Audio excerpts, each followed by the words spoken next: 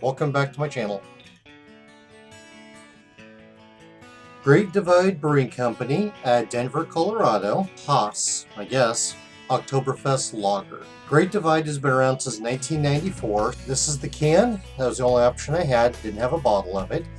So lumberjack out there with red, I guess, plaid background, I'm not sure. The can does not have any more information on it. According to the website, Haas is based off the Marzen lagers of Germany. Rich, layered malt notes with hints of cherry and dark fruits dominate, while the unique addition of rye imparts a slightly earthy, spicy character. Finish is crisp and dry, and its brilliant red-orange color is a toast to the sunsets that make the perfect backdrop for this beer. It's available July to September. I'm not sure when this beer came out, but they show awards going back to 2009. The single can cost me $1.69.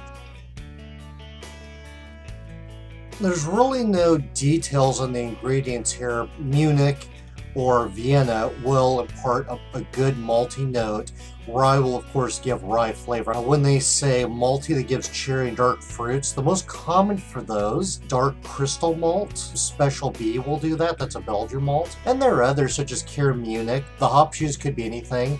I'm guessing that they use some traditional German style hops such as Hallertauer Saaz, Tettnanger. I do expect it to have a very malty backbone, a slight sweetness to it, and then again the dark fruits like they talked about. Body style is typically medium, maybe full. 6.2% alcohol. They don't give the IBUs on it. This should not be a hoppy beer at all. They use lager yeast in it, bottom fermented. Generally gives a clean, crisp, bright flavor to beer.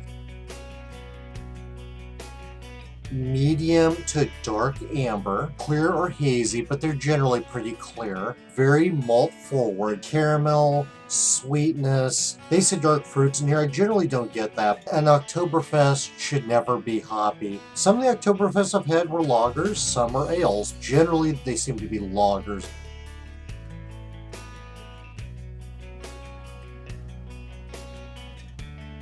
Deep golden or a medium amber, depending on your perspective. Paper thin head, it died down really fast. You can tell it's been clarified, so kettle findings that could have done that. Good cold crashing. Lager yeast will do that too. I'm sure they did not filter the yeast out of this. Beautiful appearance though, I really like that. Nothing floating in it or sediment on the bottom.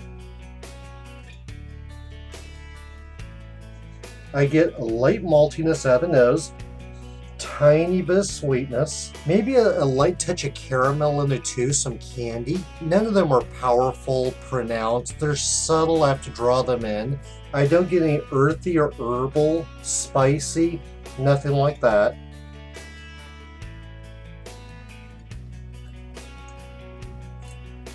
It opens up in my mouth, 70% on the roof, the rest on my tongue. It is pretty malt forward, not intense. It sticks around for a little while, rubbing back and forth with that malty flavor, and it slowly dissipates. This tastes medium body.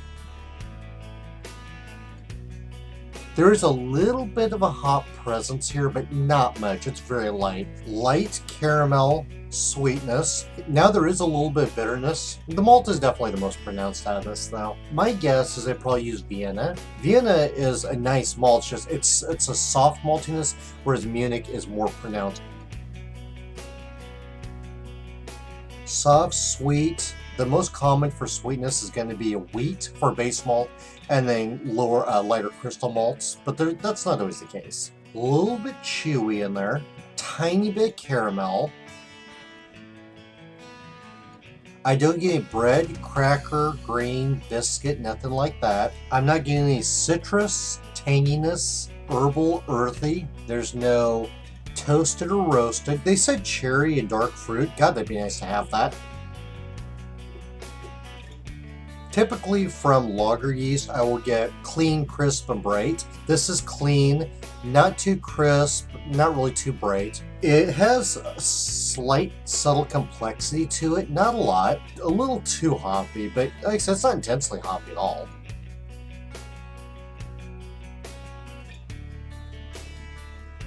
Once again goes the roof of my mouth, about 70-80%, sweeps across the top. Sweet, malty, caramel isn't quite so noticeable, mildly hoppy finish in the back of my mouth. Still tastes medium body.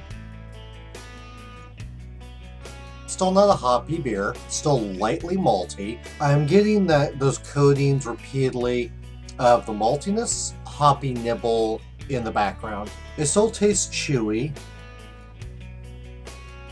Still no bread, biscuit, grain, cracker, anything like that. I don't get any toffee out of it. No fruit. There's still none of that cherry or dark fruit. They mentioned rye in it. I don't. Well, actually, that might be some of the rye I'm tasting in there, but it must not be very much of it. No citrus, tangy, pine, earthy. It still tastes clean, but not crisp and bright from the lager yeast. It does have a slight complexity to it, as I mentioned. Between the can and the glass, I can tell the difference. No off flavors in this beer. I don't get metallic from the can. I don't get any medicinal. There's no band-aids, rubber, plastic, diacetyl, astringency, no DMS, no chemicals. Nothing that tastes out of place in this. Would I buy it again? No, I wouldn't. It's not bad, but just not that impressive. It just doesn't have the flavor profile to look for. It's too subtle. Would I recommend it? I would still recommend someone else try it out, see what you think of it.